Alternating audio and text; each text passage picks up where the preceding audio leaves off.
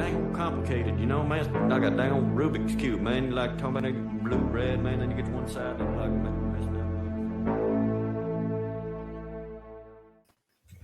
All right, Thomas. Welcome back to the Jay Burden Show. How you doing? Very well. Thank you, Jake. Yeah, I'm glad to have you back on. Likewise. So I always like to have kind of a general topic that we at least start off our shows together. And specifically, I wanted to talk with you about a writer that is, I won't say well known in these circles, but is pretty much one of the basics, and that's Ernst Junger. So most people know him obviously for his war memoir, but he's a prolific writer, and it evolved quite a bit during his career. So if you could give kind of the people at home kind of an intro to Ernst Junger, where do you think you'd start? Junger's fascinating for a few different reasons. First of all, there's a certain type of German romantic. I mean, literally, we talk about German romanticism, right? So that's not going to arrive as something out of left field to people. But there's a peculiar kind of German spirituality that dovetails with warrior ethos and fatalism, but that's also highly edifying in its reverence kind of for the human condition as something potentially beautiful.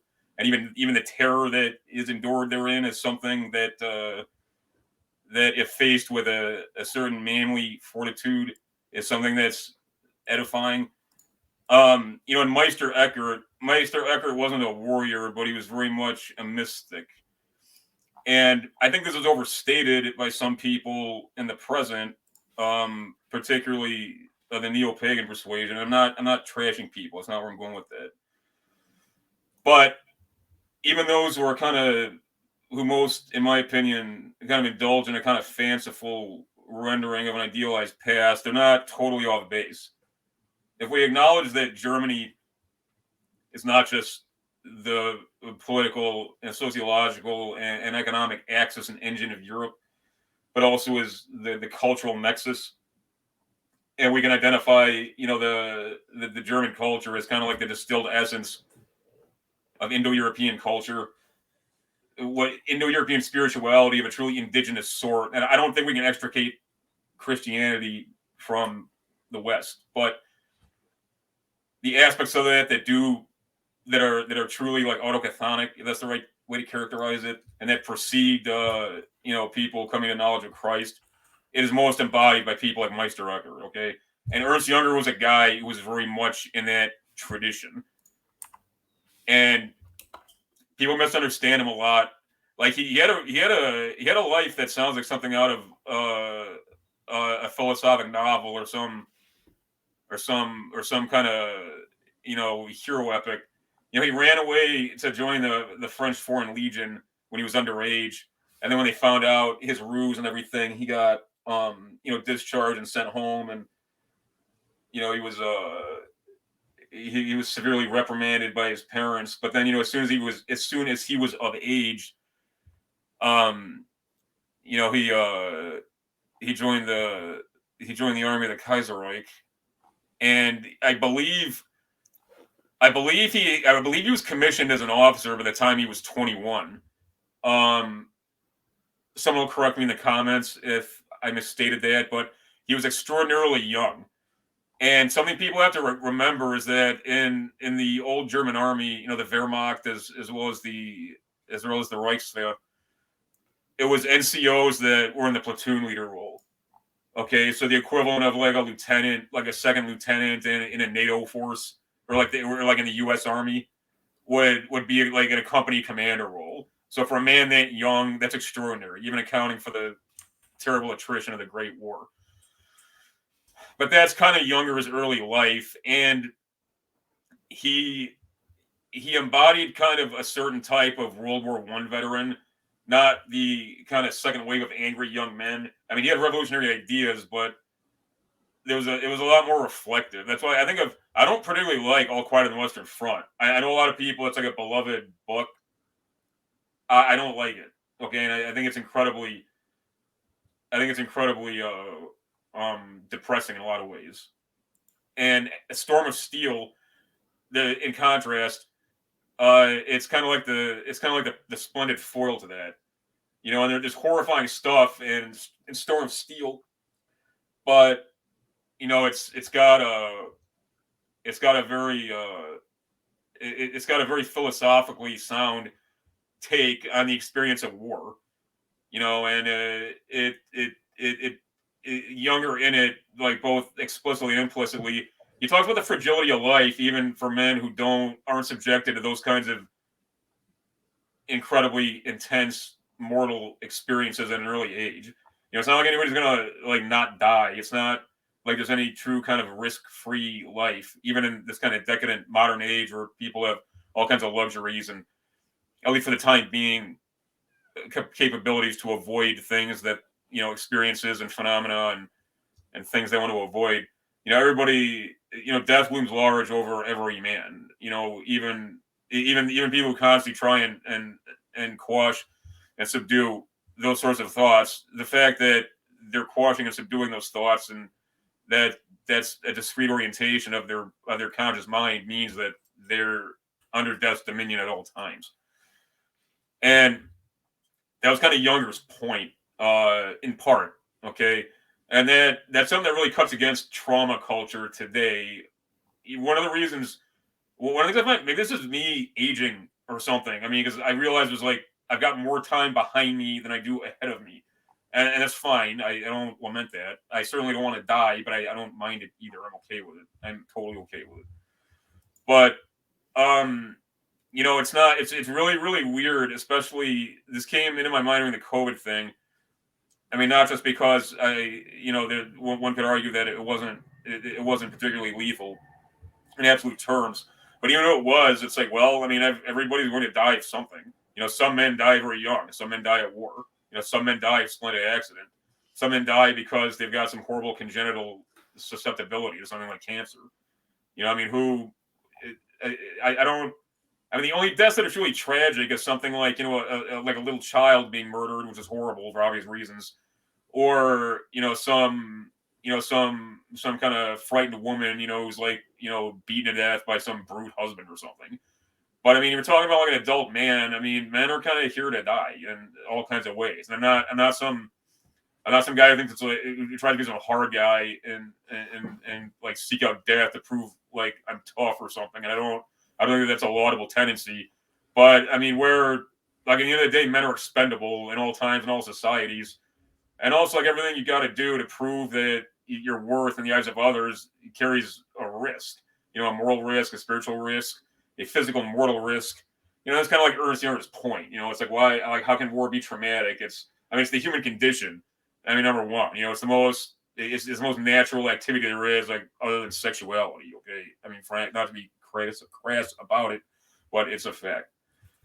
You know, so there's that, and I think at Younger too, and I'll give it over to you in a minute because I don't want to take up all the air in the room. But Younger was a bona fide science fiction author. You know, like later in life, particularly the Glass Bees.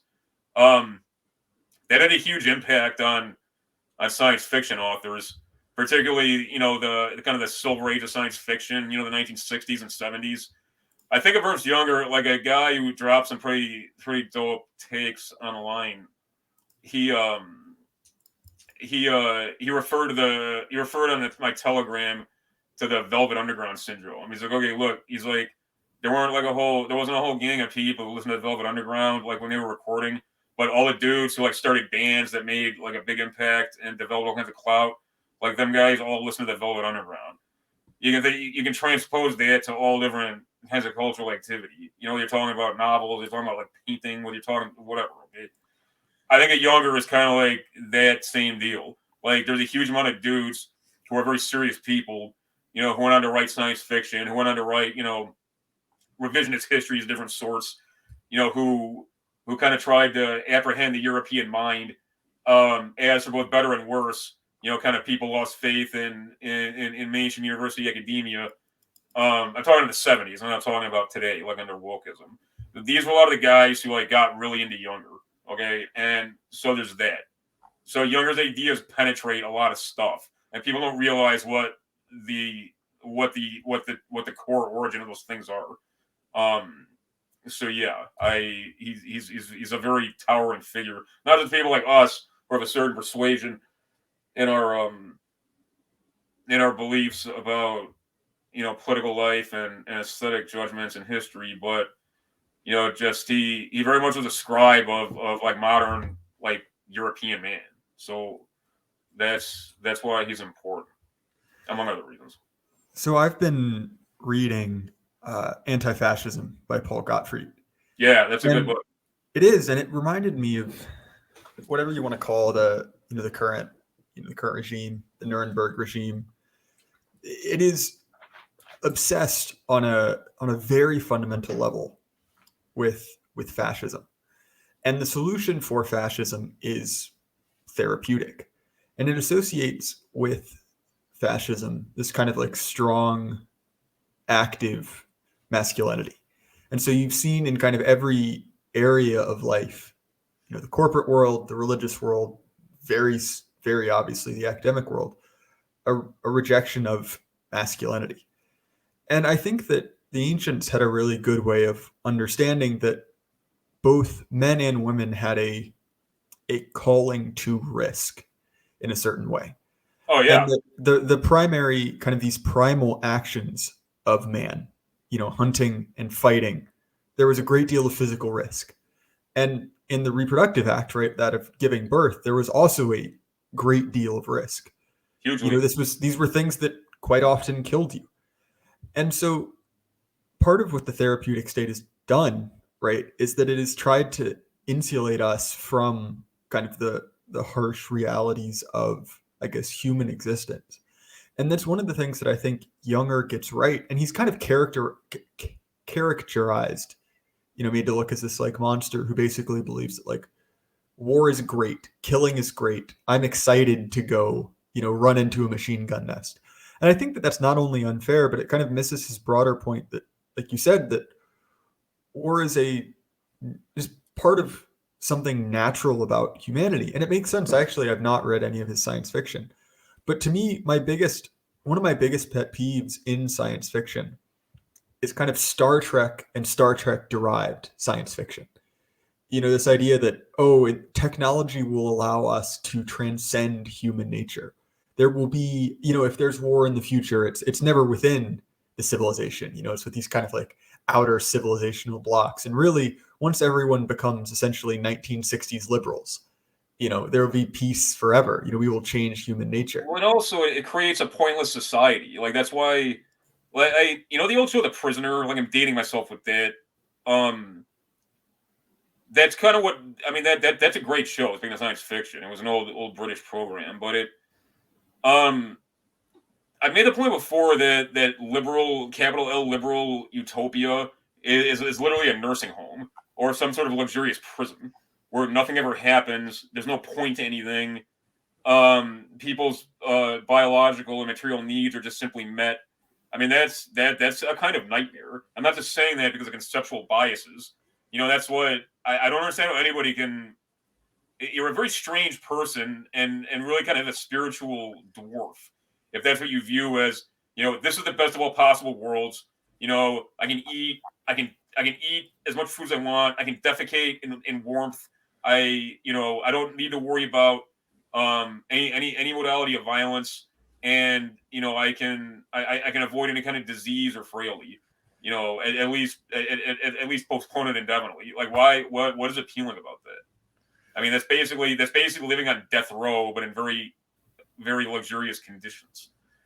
Well, and there's something, yeah, there's something inherently kind of monstrous about it. So in our conversation a few weeks back on, right, on prison, and criminal justice, we had this talk about how it is kind of barbaric to essentially just, keep someone, with all their basic biological needs met, but kind of in a box. And obviously that's a punishment, but you see it very much also, and anyone who's ever had or ever experienced what end of life is like for someone who's kind of isolated. And this idea that like, oh well, the worst thing is that essentially we could be exposed to their death, like reminded of our own mortality. So instead we just like shove them in a box away from everyone. And no, that was really poignant. One thing I wanted to add about Junger too, and I very much agree with you with the way he's mischaracterized. not just by academic types, but by people who should know better. Younger, as an individual man, you really have you have no control of the epoch you're born into, and you're swept up in that just as much as somebody who falls overboard on a passenger ship is adrift in the ocean. You're not controlling the ocean current by having the right ideas or having the most moral ideas. Younger's whole point was that really the confrontation with modernity for all mankind, but specifically for European man, owing to his unique historical role, as well as owing to his kind of unique understanding of himself and the historical process, the diminishing of the individual personality. Younger's whole point was that even if you build like a state that prizes heroism, that cultivates value creation, that is splendid at directing man's collective energies, or of the race or the nation or what have you, into creative outlets that are edifying and that improve culture. Whether you're talking about modern war, whether you're talking about modern labor, where you work in a dangerous factory, we're talking in the early 20th century, where you're quite literally kind of like interface with a machine in very physical ways, doing the same task over and over and over and over again, more and more rapidly, as the demands of production increase and accrue. The human personality is really kind of annihilated. It's annihilated into the giant kind of whole. So Younger's idea was that the only way we can kind of redeem the human experience therein as individual men is to make that whole, something that is truly awesome, and something that is truly world transforming, and something that is astride the zeitgeist and is the prime move on to the historical process within those parameters, that are ordained by Providence. Okay, and that's why there's metaphors of a kind of surreal, almost phantasmagoric sort in a lot of his novels, where you can't really tell if like the narrator's like having a flashback to combat, if he's on some factory floor like in the Ruhr, where like in the Inner Warrior something like 12% of workers died in some horrible accident, or if he's just in some kind of fugue and like remembering his life as it was as like an old man who no longer has any reference points without like war and labor because this is the modern age. I mean that's what he was talking about. And this also relates, he wrote a lot about socialism, not just as a concept, but as an existential reality, as an ontological political phenomenon, and like what the process of breaking down what remains of like vestigial human personalities of an individuated sort, because that was something that was happening. It was not going to like whether you liked that or not, or like approved of that or not, or thought it led to good outcomes. Again, this is what was happening. You're a wood ship adrift on a vast ocean. I'm not trying to sound like corny or melodramatic. That's the best way I can think of to characterize it. And that's a Frank Herbertism. Like what Frank Herbert used to write about people attempting in the Dune novels, like people attempting at prescience, of like a psychological sort. He used the metaphor of, all you can do is you can like envision or try and anticipate, and you're the wood ship and on the ocean current. You can anticipate like where you might go moment to moment, but beyond that, you're flying blind. So that's where I filched that from. I'm not turning into some awful poet or something with no actual ability. But yeah, go man. I didn't mean to monopolize. No, not at all. So one of my favorite books by Junger is The Forest Passage, which is a profoundly anti-democratic work. And I wish I had it. I've realized before we started the show that I have lent my copy out, as I am one to do. But he has this section where he describes the replacement of priests with doctors. And it strikes me very much because it was written, if I'm not mistaken, in the Inner War years. No, it was post World War II. But it strikes me as a very, I guess, prescient observation. This idea that essentially the priest caste of society has kind of been, cast down and replaced with medical doctors. And that phrase, the therapeutic state, I guess is a later addition, but I like how Junger characterizes it. More an observation than anything else, because he has this part. And again, I don't have my copy with me, so I'm paraphrasing. where he describes how, essentially that realistically for most people, science and medicine is essentially an aspect of faith. They really don't know what's going on. No. And so for them, obviously not on a physical level, but on a kind of an experiential level, it is just the same as being told to say an extra Hail Mary and drop something in the in the offering plate. I realize that's not the most charitable description, but functionally it's the same thing as a religious ritual. And to me, that dovetails very cleanly with E. Michael Jones and how he describes psychotherapy. Have you noticed that Junger has a similar version of or similar version? And Jones is written extensively on how therapy culture has replaced the culture of confession and self-reflection. And that's very much on point. It and people don't realize how I like Wolfgang Smith a lot, and so I don't mean to be too scattershot, but the idea that science and metaphysics are like locked in like mortal combat with each other. Nobody really ever thought that way, and that's a modernist conceit, particularly like a very like a 19th century conceit that spilled over into the 20th century in strange ways and endures today. But part of it is in the present that sort of belief structure is eroding, and it's kind of in its last it's on its last legs. That's why we talked about like the new atheism, like people, it's kind of like a cringe part of their life they look back on if they ascribe to that, and it's not something that's pushed anymore. It's considered kind of like unseemly. But the kind of the last vestige of that, as we saw during the coronavirus madness, people, to your point and to Junger, they still view medical people as the priestly caste. And part of that is, like we were discussing, they're the people who've been initiated into the kind of mysteries of death in a way that most people haven't. I mean, I've seen a lot of people die, like not because I'm like a badass or like because I've gone on murder sprees or anything. Just, I mean, I'm getting kind of old, and I don't know if you've led the kind of life I had. That's something that happens, but that really is an initiatory process. Not because like we're all ghouls and we're like, oh, I really want to take this in. Just it fundamentally changes the way you experience your day to day, even if you don't think about it consciously. That's why you became a man. Traditionally, when you joined the Hunt, when you went to war, you became a woman when you survived childbirth. Because that's your confrontation with death. Okay, childhood is over. You've come to terms with death and you've confronted it. So now you can kind of move on throughout your life, and you can be at peace with your own mortality and that of others, and not be terrified by it. But if not only do people put this kind of misplaced faith in medical, and I'm not banning medical people. A lot of medical people do great things. But part of it is this kind of childish utopianism that says, oh well, science is can overcome everything, so the right doctor can just inevitably keep me alive.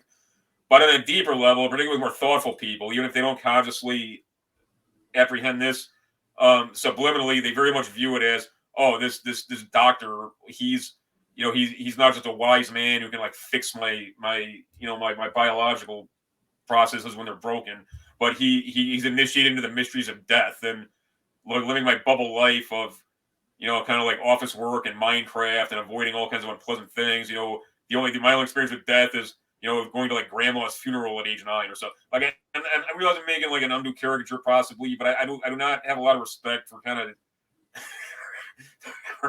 for the people who kind of buy into this kind of thought, and I think I'm describing them reasonably accurately, but I think it's both of those things, and that can't be overstated. The degree to which medical people are viewed as like some kind of holy man or something.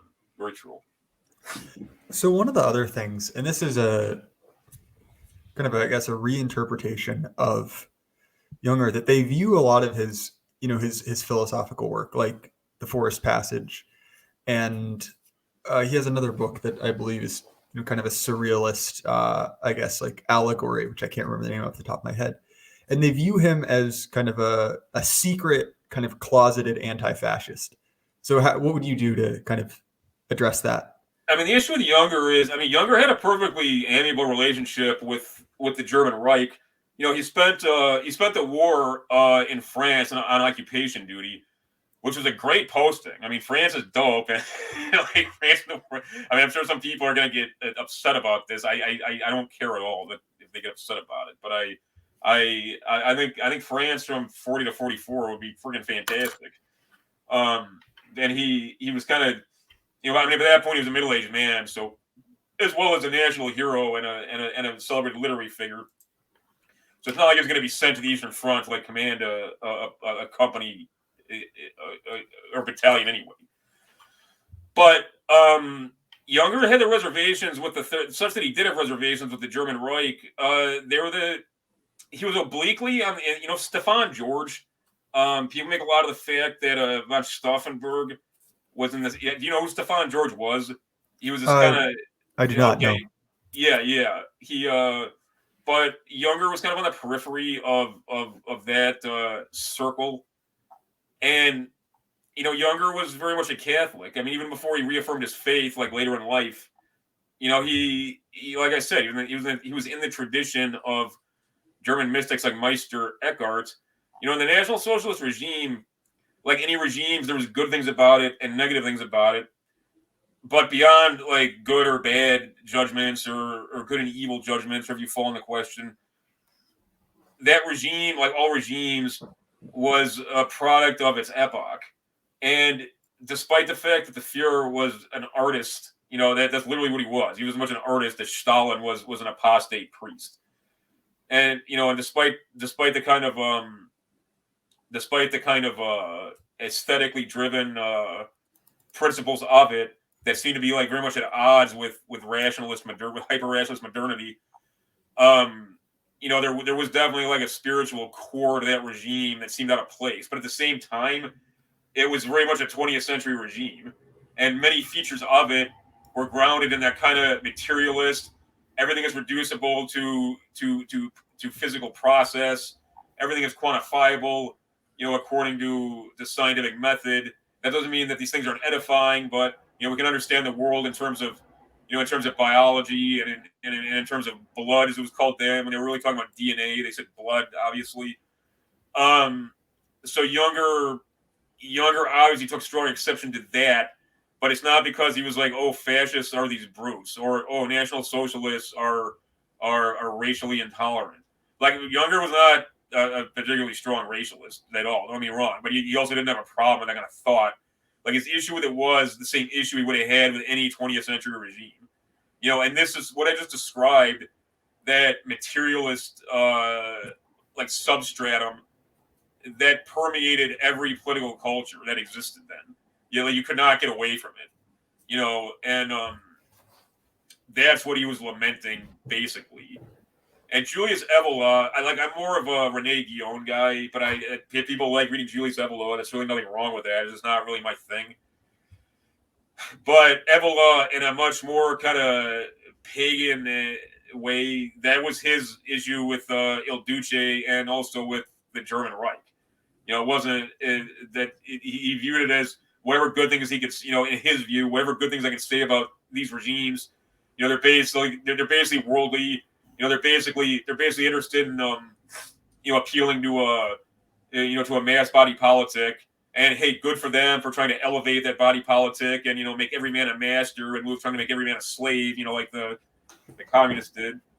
But he still saw incredibly limited potential for the political in all times, but especially in the 20th century, and that's what he was getting at, in my opinion. But it's also not like I go based on the totality of circumstances and people's direct testimony. It's like, okay, yeah, I don't have some document of Younger saying this is what I think about the Fuhrer and the Third Reich, and here's why I like it, here's why I don't like it. But again, he had amiable relations with the regime, and you can draw inferences about things. If Younger was this big anti-fascist, there was nothing keeping him in Germany. Younger became, he wasn't astronomically wealthy, but he had means, and he was an internationally known figure. After 1933, if he's like, oh, I despise this regime, he could have gone anywhere he wanted. He could have gone to the United States. He could have gone to Argentina back when it truly was kind of like a paradise of for kind of European emigres in the Americas. Like, why, If Junger like hates the Third Reich, why is he hanging around Germany? Why is he in uniform again in the 1940s? Why is he not agitating against the regime? Like when he wasn't just some private citizen, he could have done within reason anything he wanted. I mean, that's my rebuttal. Well, that's well said. And to me, it smacks of kind of my least favorite trend in right wing thought. And I've been kind of waging a miniature online war against David French and a couple of the like the House Republicans. If you French is follow a my strange reference. dude. Like I don't know him, obviously. You know what I'm saying? He seems really weird. I have a similar fascination to David French that I do to Lori Lightfoot for roughly similar reasons. But nonetheless, there's this tendency, and you see it around American history, but really any kind of like father of the right, to kind of lie and airbrush out the details of someone's life, to make them more palatable to essentially modern liberals in an attempt to say, wait, really all along, our intellectual forefathers, they were even more liberal, even more, virtuous than we thought. So you see they were all Barney Frank, but in powdered wigs. Yeah, exactly. And you see this around, especially figures like Jefferson, but even more, absurdly around figures like Carlyle. And look, I like Carlyle. He's one of my favorite authors for his prose. But there's no two ways about it. The man was a racist, and the man was a particularly creative racist. And look, if you try to hide, and this is what bothers me so much about kind of like the conservative book tour, there's this whole cottage industry in essentially making half-assed and completely fallacious defenses of historical figures. And so to me, that's very much what the Junger take seems to be, which is that like, oh, if he is in any way associated, even, relatively, quietly, with the Third Reich, then that's a death sentence. And instead of saying, what you said, which is essentially that, I mean, he was neither the biggest proponent nor the biggest opponent of the regime, most people were. Exactly. Well, it's also too even prior to kind of the even prior. I mean, I'm talking like way prior. I'm talking in the very early 20th century. There even prior to wokeism, even prior to kind of 1970s style political correctness. Even prior to the New Deal regime. Like quite literally outlawing the American right for all time. There's a basic lack of understanding of European conceptual life, politically especially. Like whether you love or hate or are indifferent to the German Reich, people on both sides they try and cast Adolf Hitler and National Socialists like as if they were like kind of like American conservatives on steroids or something. Like they were nothing at all like the American right. Like even the old American right, which I have a lot of respect for, like the Robert Taft right and the Lindbergh right, they were nothing like that.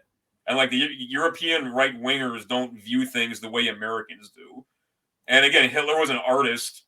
He had a bunch of he had a bunch of Max von Stubner Richter was a key early National Socialist. He was kind of this dashing aristocrat.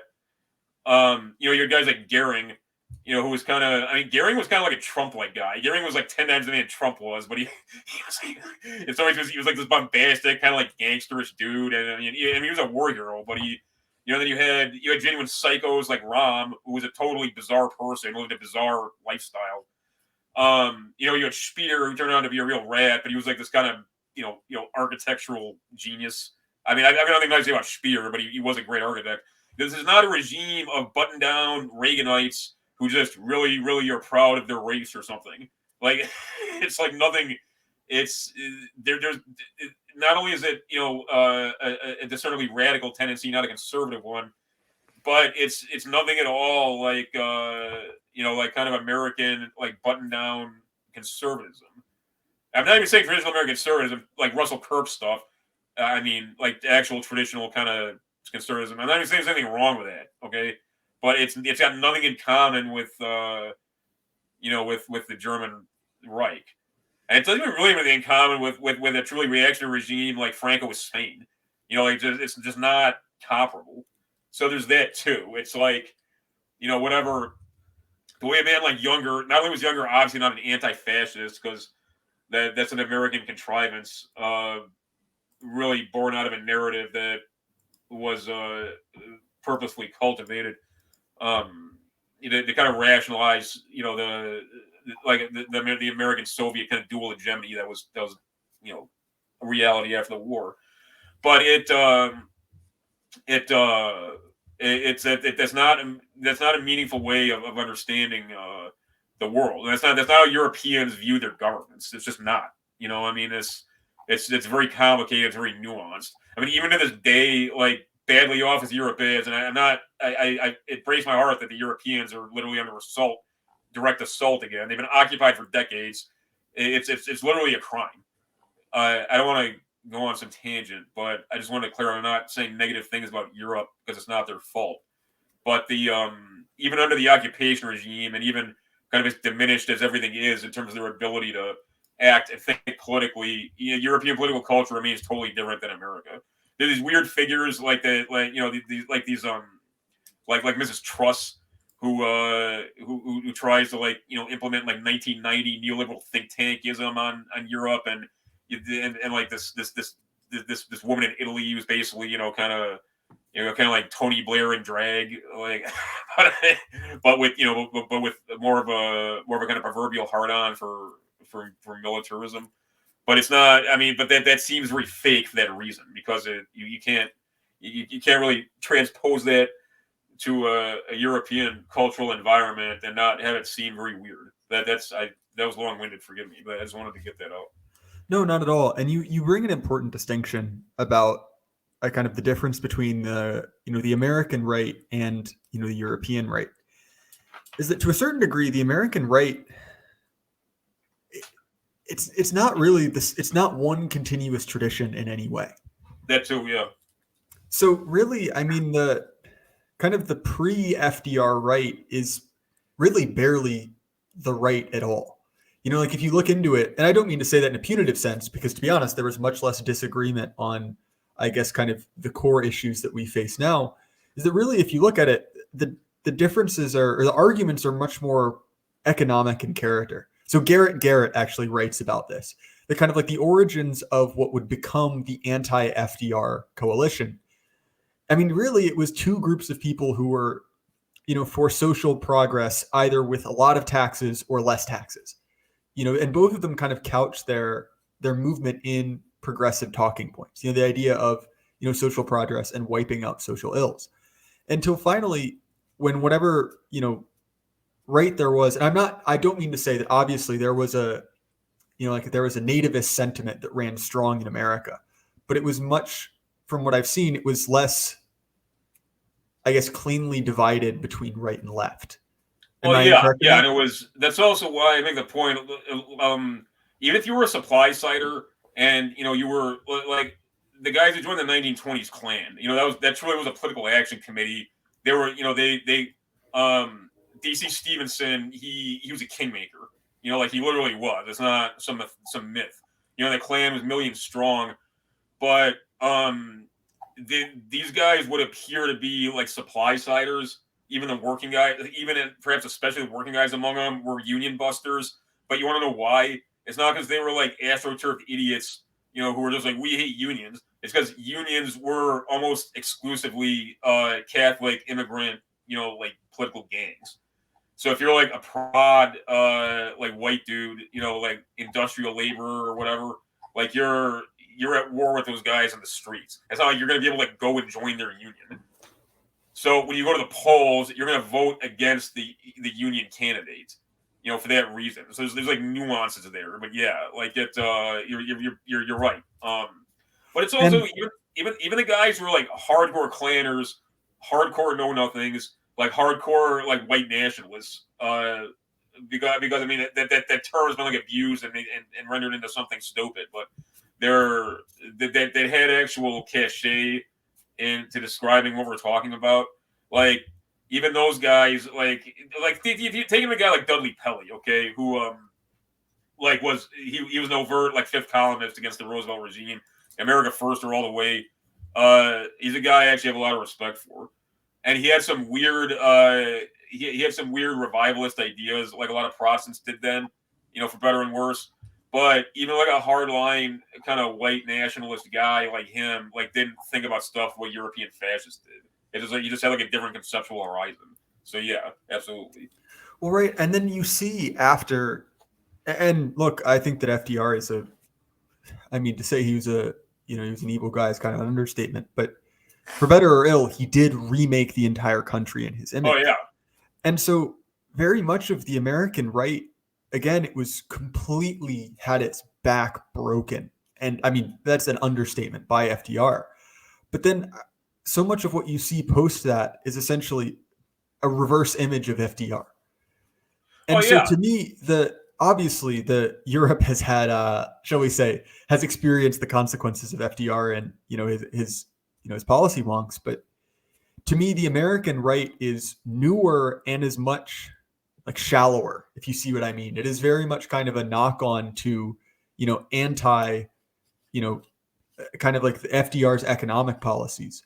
And Well, it's all of the also, social stuff is kind of a post hoc, addition to the pile, so to speak. well, politically, America is kind of an incomplete society. Like culturally, I don't really come at it that way because like this is my culture. I'm like a white Protestant, I'm a white Bible Protestant.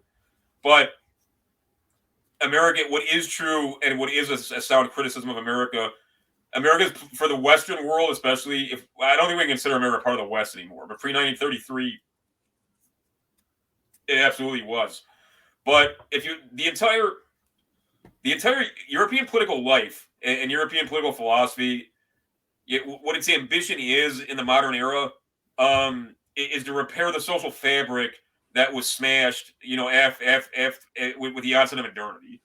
Because even people who look at the Middle Ages as kind of like a horrible time, they realized there was a basic interdependence between the classes, and like noblesse oblige was kind of the glue that bound them. And when that was destroyed, nothing replaced that.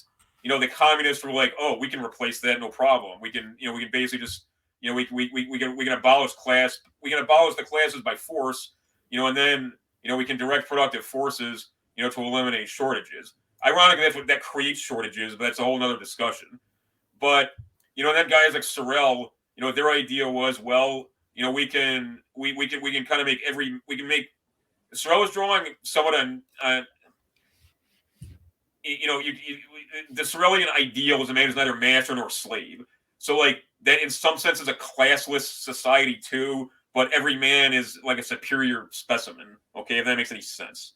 The National Socialists, they said, well, the racial community, if it's cultivated and perfected, and if the friend-enemy dichotomy is put to policy, and we can extricate our enemies from the body politic, like a surgeon would a malignant tumor with a true blade, then just natural interdependence is going to accrue within the racial organism. So there, we solved the problem.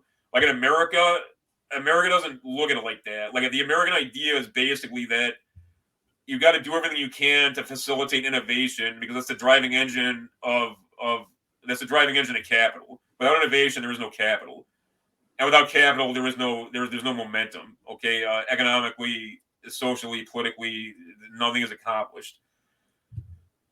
But if you educate people in the right morals, like things will work themselves out because ruthless as business is, dog eat dog as the world is, and it has to be according to kind of the social Darwinian principles of the process that facilitates that innovation that is a driving engine of progress. If we just educate people to be tolerant and not hate their fellow man based on his creed or his race, then things will work themselves out.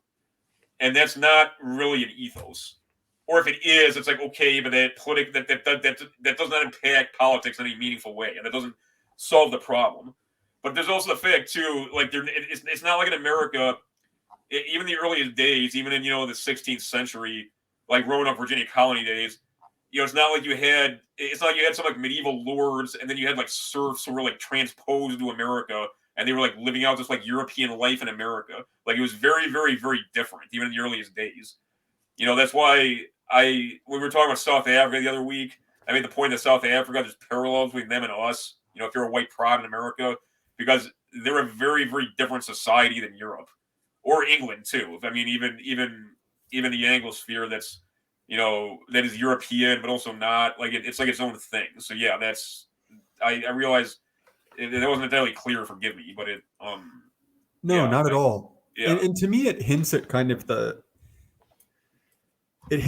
one of the core, I guess, contradictions in how Americans view themselves. And I don't mean to say contradiction in the sense that this is a moral failing, but this is, I think, a tension that all of us, myself included, feel.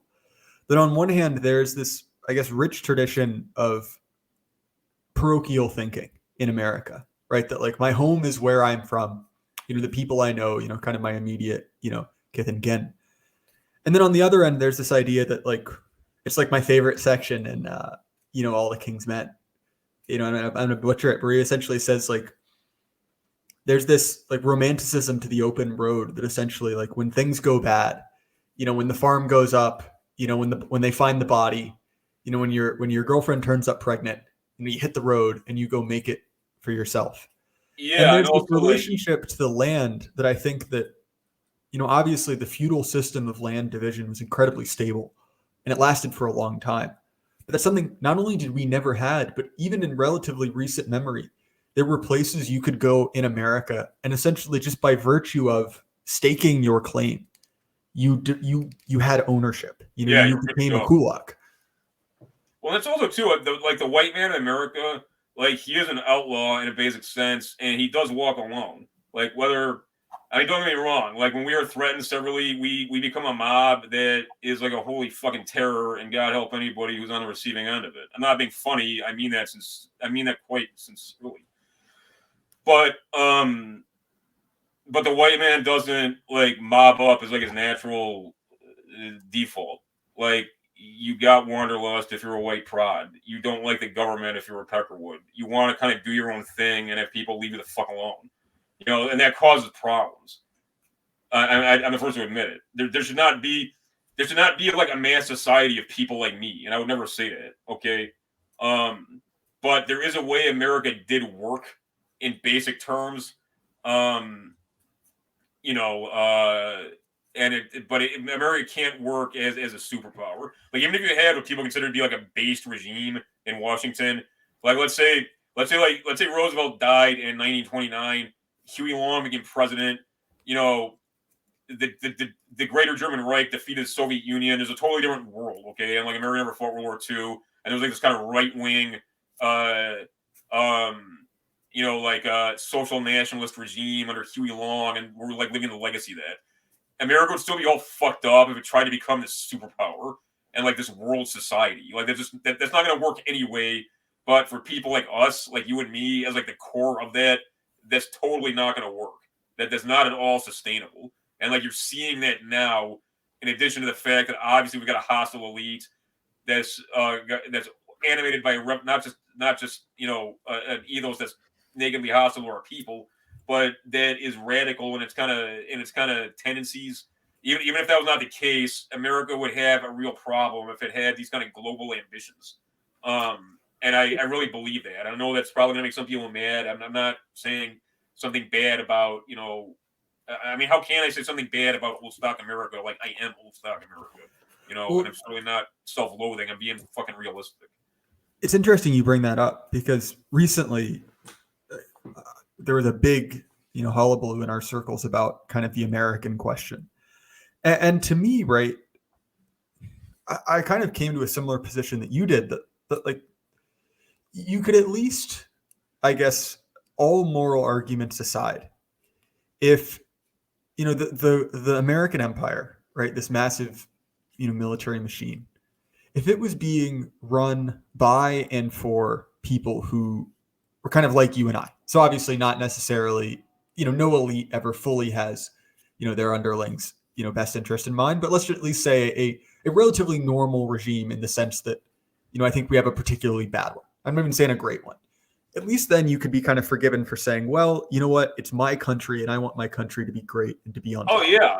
Don't get me wrong. If we had a Jacksonian meets, Huey Long like strongman at the helm, for the past 70 years, and if America was like this kind of like boss man empire in the Western Hemisphere, and it had kind of like what some of the Confederates elite had as their dream, sort of like, the Latin America being this kind of backwater where these guys could live like caudillos.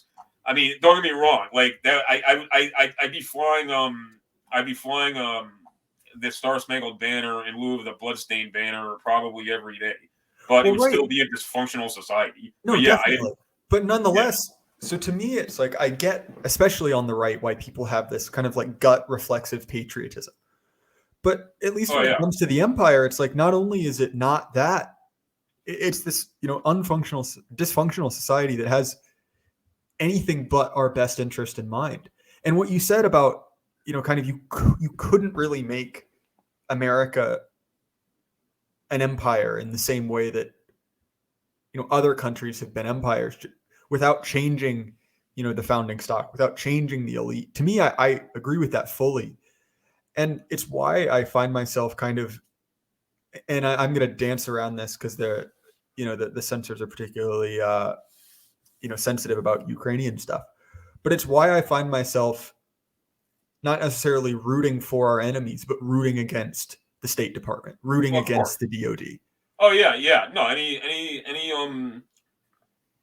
right wing guy, especially like a white prod who is Russophobic, and in categorically needs his head checked. It's not like liking Ivan or something. I mean, I don't like or dislike the Russians.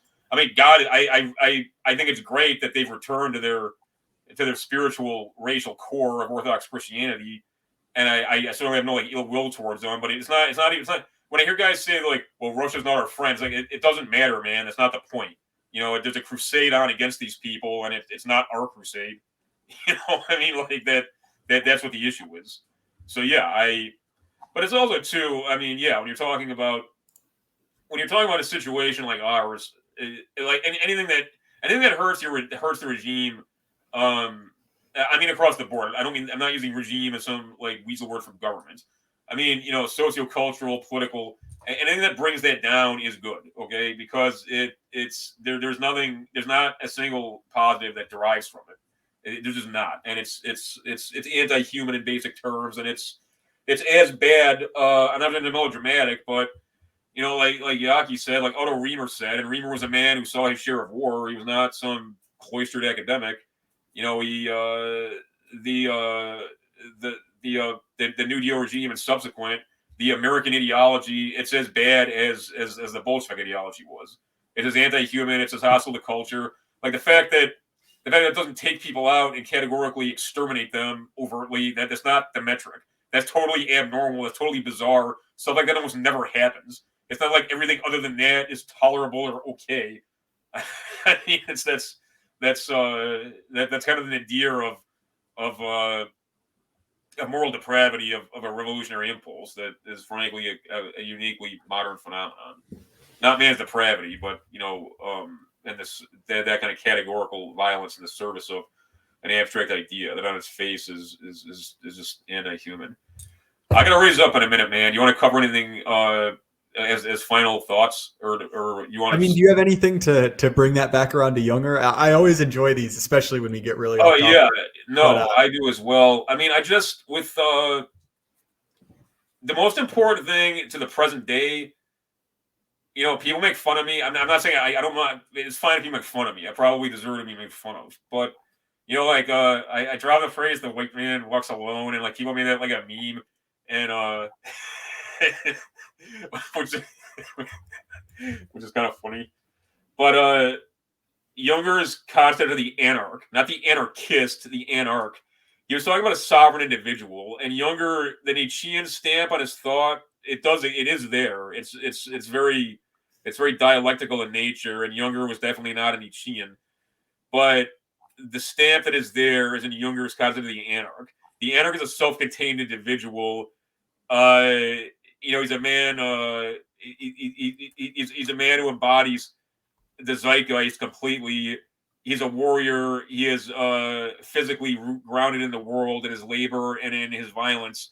But he is also a priestly supplicant, although not an ascetic. And he is neither master nor slave. He is a totally self-contained individual. He's like a yeoman of the industrial age. like a yeoman warrior of the industrial age. And it's a fundamentally important point. And one of the reasons I resent it so much when people talk about like how we're in some movement with like bosses or shot callers and little people, it's not as that because you talk about the internet, you're a fucking jagoff who's treating this like Minecraft. But it's also, I mean, we're vanguardists and we're looking to cultivate, the anarchs and bring them to us. We want self-contained individuals. We're a wolf pack. We're not a herd of cattle, and we're not a school of fish, And That's well said.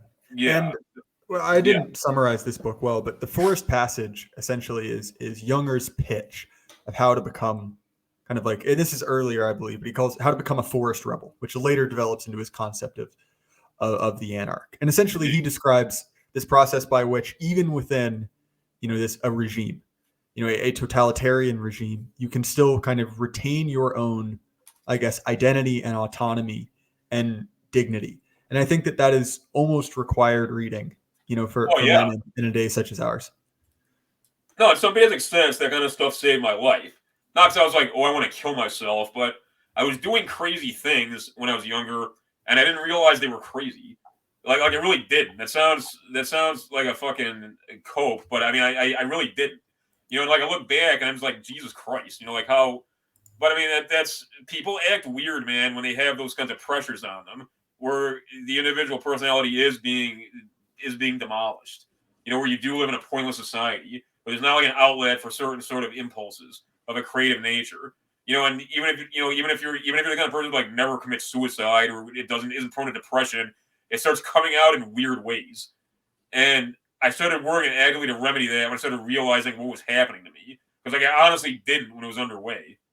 And it's not like I'm some outlier. There's 20 million guys who are enduring that. And that's one of the reasons I started dropping content of a more personal nature. It's not because I'm like proud of the fact like I had a fucking dope habit. Or it's not like I'm proud of the fact, oh, I've got a felony background. I mean, frankly, that shit like makes me feel like a fucking loser and like I wince. But it's like, you know what? Every woman's a sinner, man, and I'm no more depraved than anybody else.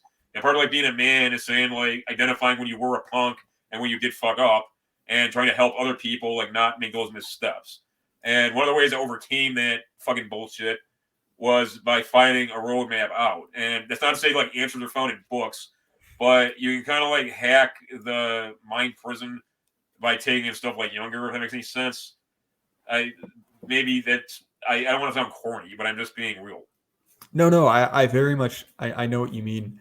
And anyone who's heard this, who's got this far through, before we wrap up with plugs, you really should check out the Forest Passage. It's very readable, and it's a type of, I guess, like kind of confident, not at all cheesy, kind of like right-wing, masculine, I guess, way of being in the world that is something that you can actually achieve. It's not, requiring you to essentially own a bunch of land and become some type of like Indo-European barbarian. You can do this, and it's well suited for a society such as ours. So like I said, Thomas, I think we're pretty much done as far as time. So is there anything you wanna plug before we get out of here? I mean, I'm going to be going on Academic Agent stream tomorrow, and I'm excited about that. I mean, I know there's people who love AA, people who hate him. He's always been a gentleman to me, man. I don't particularly like the way he dumps on America, but whatever. But we're going to be talking about a topic of real Americana tomorrow. We're going to be talking about Henry Ford, which is dope. That's going to be 9:00 London time, which is 4:00 my time, and I'm Central Standard. And I'll hype it on like T-Gram and on Twitter and stuff. But otherwise, I'm just waiting for the Steel Storm 2 to drop, which is fine. Imperium Press is very good to me, and it's going to be out most likely before the end of the year. You can find me on Substack if you would plug my Substack in the like comments section or whatever. Like, yeah, sure. Yeah. And I mean, I'm back on Twitter as I predict. I don't want to be some like I told you so motherfucker, but like I would have been very surprised if Elon was going to eat a loss on Twitter to like placate the woke. At the same time, we may be nuked there at any time. But for right now, I'm on Twitter. I don't get into real heavy discussion there just because I don't. If you want to do that, hop on T-Gram. But hit me up on Twitter, and I will follow you back in due course. And that's a way to kind of connect and communicate. But no less, like I said, if you want to talk like real shit, and not to be secret squirrel or something, but don't hit me up on some like heavy topic, either of a personal or an academic nature on Twitter. Just don't fucking do it. Okay. I'm not comfortable with that. Hit me up on T-Gram, and then like we'll talk some other way. But that's all I got. All right, and Thomas's links will be down in the description. This show obviously will be up on YouTube, also on Apple, Spotify, anywhere you want to listen to podcasts. I'd really appreciate if you guys would leave a review on either of those platforms. It's going surprisingly well. Yeah, the audio only version for someone who kind of got to start on YouTube. So I'd really appreciate that. It takes a second and a half, and apparently, I don't know, it's kind of a black box, but it does increase our reach. Other than that, there are links if you want to donate. I'd really appreciate that. The way that my scheme works here is that the episodes are always free on YouTube, so long as I am on YouTube. And the most recent 10 episodes are free on Apple, Spotify, anywhere you listen to audio podcasts. But after it drops out of that top 10, it goes behind a paywall at my Substack. It's $5 a month. As Thomas has said before, if you can't afford $5 a month, what are you doing listening to this? You're probably homeless. But anyway, again, thank you so much for coming out, Thomas. And remember, guys, keep your head up. The lie can't last forever. Good night.